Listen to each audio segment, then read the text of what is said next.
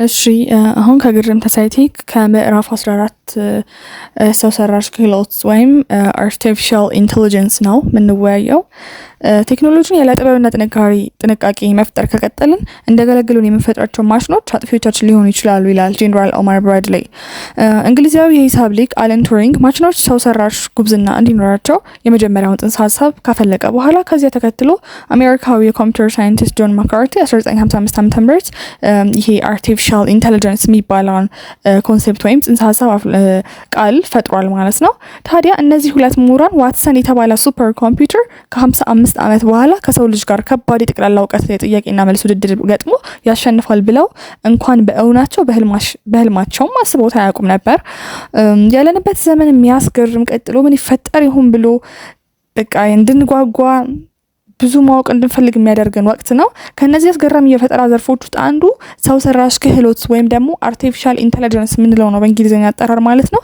ይህ ቴክኖሎጂ ሰውን መገዳደር የጀመረበት ወቅት በታሪክ ለመጀመሪያ ጊዜ ዲፕ ብሉ በሚባል የአይቢኤም ኮምፒውተር ሩሲያዊን የዓለም ሻምፒዮን ጋሪ ካስፓሮቭን በቼዝ ጨዋታ በፌብሩዋሪ 10 አይ ቲንክ 1996 ዓ.ም አካባቢ ነበር ባሸነፈበት ጊዜ ነበር ማለት ነው።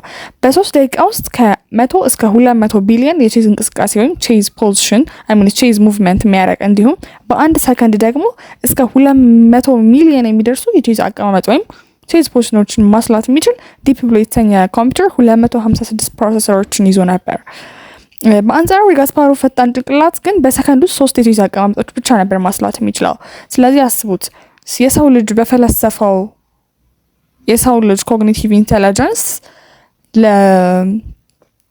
ቴክኖሎጂና ሳይንስን ተጠቅሞ ለሰው ሰራሽ ነገር የሰጠው የሰው ልጅ ራሱ በሰጠው እውቀት ራሱ ተበልጧል ማለት ነው።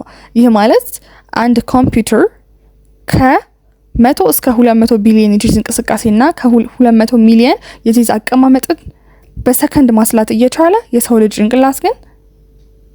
ጭንቅላት ግን የቼዝ አቀማመጥ የሚያደርገው ላይክ 3 የቼዝ አቀማመጦችን ብቻ ነው ማስላት የሚችሉት ማለት ነው። ይሄም የጋስፓሮቭ ጭንቅላት ማለት ነው። ሰው ነገሩን የሚያስገርም የሚያደርገው ምንድነው የጋስፓሮቭ ከዚህ አይነት ፈጣን ኮምፒውተር ጋር ባደረገው ቀጣይ ዓመት ማሸነፍ መቻሉ ነበር። ይሄ መቼስ እልህ መሆን አለበት።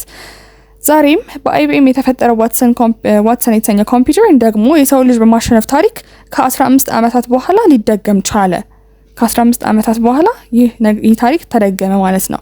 በማን ይሁን ስንል ደግሞ በአሜሪካ ውስጥ ተወዳጅ በሆነው ጂኦፓርዲ የተሰኘ ቴሌቪዥን ፕሮግራም ላይ የጠቅላላ እውቀትና የጥያቄና መልስ ውድድር ላይ የተሳተፈው ዋትሰን እጅግ ጎበዝ የሚባሉትን በዚህ ፕሮግራም ላይ በተደጋጋሚ በማሸነፍ ሪኮርድን የሰበሩት የብራድ ሪተር እና የጄንግስ የተሰኙ